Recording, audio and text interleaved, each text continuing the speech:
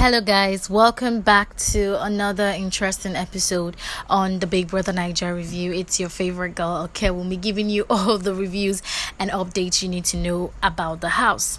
So, basically, the game has started, and for now, I don't think there's any competition in the house, and I think till Sunday, the day of eviction, that's when we're going to actually see the real game, the real competition that we're looking forward to. But on the other hand, a lot of things have been happening, and today being day 2 out of 71 days in the house with 69 days left is. So let's get straight to today's video. Yesterday, after Nengi emerged the head of house, Biggie asked her to pick a deputy, and she chose Wathoni. And she also read out some rules that Big Brother had for them yesterday night. I think she's doing well as the first head of house this season. Still on the review for today, yesterday night, Brighto and Neo were fined for audio infringement, which was going to be taken from their Betway wallet. You might be wondering what they did. Anyways, I'm going to tell you. So while others were sleeping, Neo and Brighto were gossiping. I don't know what they were talking about because they weren't talking to their mic. And Biggie gave a rule at the beginning of the show that audio infringement is punishable and that it will be taken from their Betway wallet. So I think they were not putting their mics properly, and that's why Biggie fined them for audio infringement. So moving on, today Erica asked Lekon if he was in a relationship, and Lekon cleared here that I'm in a relationship, but that one is outside the house. Inside the house I'm single, outside the house I'm in a relationship. This guy will not.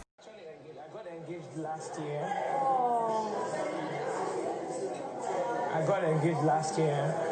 Also today, Praise finally cleared the air about his relationship status in his conversation with V, how he got engaged last year and how supportive his girlfriend had been, helping him through and getting his whole brand together, and even supporting and encouraging him to come on the show. Isn't that cute enough?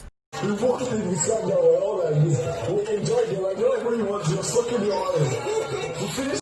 Is it just me, guys, or Ozzo and Erica seems to be getting along really good? I mean, but with the way Ozzo looks at Dorothy though.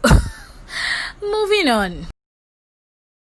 So today, housemates took turns to share their experiences to the other housemates, and Katrina also shared her story of how she got drunk on her birthday and found herself masturbating. She also stated that Big Brother Bbnaija was a place she feels could actually sell herself and her brand, as she broke down in tears while sharing her story. She stated that she opened her boutique at age 19 and has 9 freeze embryos in South Africa. And she separated from her 67 years old white husband, and that Big Brother Bbnaija is the only opportunity she feels could help her build a company and buy her properties. She also stated that she has a mini estate. Dorothy also shared a very brief story about herself, how she schooled at Jabu and how her school was always mistaken for Abwad, and that she ran a procurement business where basically if you need anything, she is always your plug. Pretty much from boarding school, did my whole university in UK. So from 2011 I came back to Nigeria. That's 12 years later. Wow. So from 2011 I'm going back and Another shocking story that was shared today was Kidwire's story. Whoever thought that a billionaire's son was right there in the house? Kidwire shared his story of how he went to a boarding school and then went to a university in the UK, and went further to telling us how protective his family is, especially his dad, who did everything for them, provided everything for them. He also mentioned that he's a very humble and graceful person, and he loves to listen to people and learn from them. He says that he has a lot of networks and uses them to help people. He also wants to build a foundation after the house that can empower youth, women, and children of Nigeria. Laycon also shared today how he got admission into 4 different universities abroad, and NASU being on strike ruined his chances of getting scholarships abroad. How sad. Because they may be connected to the ankles, that are connected to the knees, that are connected to the butts you may need to kiss tomorrow.